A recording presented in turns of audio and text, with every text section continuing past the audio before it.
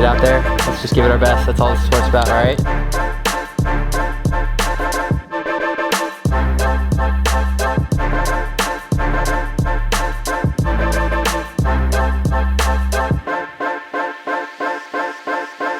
How's it going, everyone? My name is Fischer. I'm a professional runner for Adidas and Tinman Elite, and today we're going to take a look at the shoes I wear in a given week of training.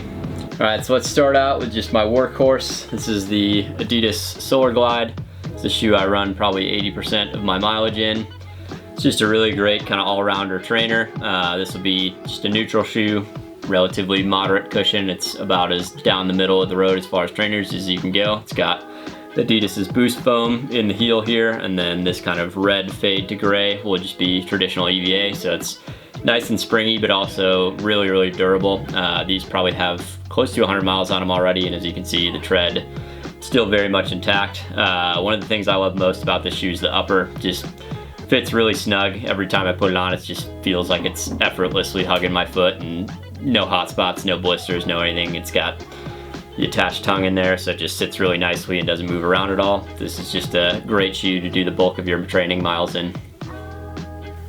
Next, we'll move on to the Adidas Adizero Adios Pro. This is Adidas's latest entry into the footwear game, so this will be sort of a competitor to most of the carbon-plated super shoes. Adidas has done something different. They've got energy rods in the forefoot that are carbon infused and basically mirror your anatomy. Just one under each metatarsal, really springs you forward nicely. It's got Light Strike Pro in it, so that's Adidas's new foam. Really, really lightweight, but really springy, and just feels unbelievably good when you're running in it. If you want more information about this shoe, you can head to my Instagram page at @ReedFish or at Tinman Elite.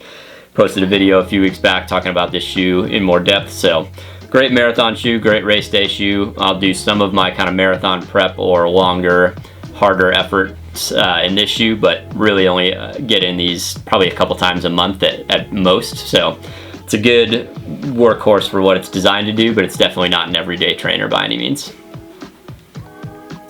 Next up, we've got the SL20. This shoe is going to be full light strike in the midsole, so that's one of Adidas's newer foams. It's more of a traditional EVA than the Boost Foam, which Adidas has used more in the past.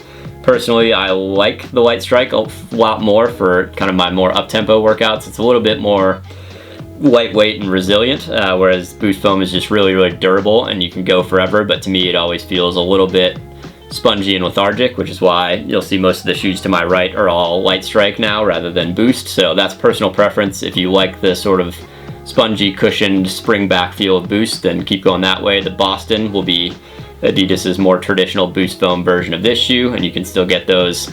Personally, I like the SL20, as does most of the guys on Tinman Elite. This shoe will be something that we use for most of our kind of longer, more road-focused workouts, so tempo runs, threshold miles out on the gravel, things like that, that we're out there for probably 10 miles of good hard work in this shoe, and by the end of the day, we're not feeling like our feet and our legs are too beat up. It's a good kind of tweener between a flat and a traditional trainer. So this one's great for kind of a Swiss Army knife. You can get some training in it. You can keep them on for your cool down after your workout if you need to, but also lightweight and quick enough to do a lot of stuff that might feel like a more traditional workout shoe. So next up, we'll have the Adidas Adizero RC2. This is a shoe that a lot of our guys have started training in pretty much at least one session a week. It's kind of the light strike version of the Adios, similarly to how the SL20 is the light strike version to the Boston. So this shoe is basically going to have the same basic setup as an Adios, just with that light strike foam, which I prefer, a little bit lighter, a little bit more responsive.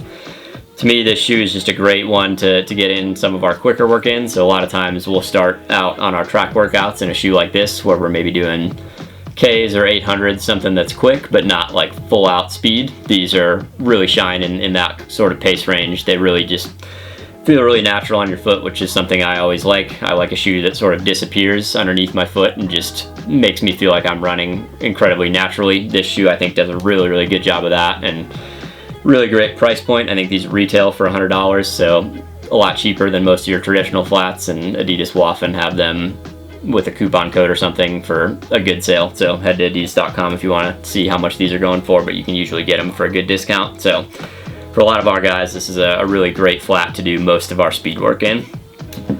Then moving up, we've got the Adizero Takumi Sen 6. This shoe is something that's very, very track oriented. You can see it's kind of got those plasticky, I call them shark skin lugs, so they'll grip the track really well, but if you're on any sort of loose footing, you'll be sliding around a bit. This shoe is really designed for road and track work. This is actually the shoe that Ronex Kipruto broke the 10K road world record in earlier this year. So if it's fast enough for Ronex, it's definitely fast enough for me and you. This shoe is basically the last sort of shoe before you start getting into spikes for Adidas. It's really, really light. Just a little bit of boost foam up here in the midfoot just to kind of give you some of that cushion since it's so thin. But then back here, it's going to be all light strike just to save some weight and give you that responsive feel. I should say all of these three will have this torsion system in them. It's just a plastic plate that essentially acts as just a way to lever you forward, like most of the shoes we see these days. Makes them a little bit more poppy, which is something I think we all can appreciate. The uppers on these three are all really comparable. Really great fit, just wraps really nicely. The tongue is a little bit padded, but also nice and lightweight. So for me, the fit on all three of these is just a shoe that I can put on and not have to think about no blisters or hot spots or anything. So that's sort of the flat range for Adidas. So next up, we'll move into the spikes that I train in. These are the Avantis. This has been around for, I think, probably 4 or 5 years now for Adidas. It's a full boost midsole and through here, and then has a full plastic plate that's going to be nice and springy. 4-spike layout. Really just a good traditional spike. This is a shoe that I can throw on at the end of track workouts when I'm running some 200s or 300s pretty hard, or a race day shoe. They redid the upper since the last version, so this one, if you've worn Avantis in the past, I prefer this upper a lot, but the midsole is going to be the same. Really just a great classic spike. Nothing too noteworthy about it other than the fact that it's going to get the job done and make you run faster than anything else sitting on this table. So for me, that's basically what I train in for a week. I've got everything, this is kind of laid out so it's slow over here, and then you move over to the fastest of the fast. Most of the time, like I said, I'll be wearing the Solarglides or the Solar Boosts, which is kind of the next most cushion version from the Solarglide. And then for training purposes, probably 80% of my workouts, I'm in one of these three shoes. Honestly, probably one of these two, the SL20 or the RC 2.0. Just great shoes that you can do anything you'd need to in them. They're great for tempo runs down to K repeats on the track. They'll feel just fine. The Adizero Adios Pro is going to be a great marathon specific shoe when I'm really trying to tune up and feel good for a big meaty marathon workout. And then the Takumi, similarly, great shoe for some of the faster track work when I'm not really ready to get into spikes yet. And then the spikes, great for just ripping the speed work, and then come race day I know I can put them on and run hard. So yeah, that's typical shoe lineup for me and most of the guys on Tinman Elite. If you have any questions, feel free to reply to this video or send me a DM at ReadFish, or just hit up the Tinman account or any of the guys on the team. We're happy to talk shoes all day. So if you have any questions, let us know.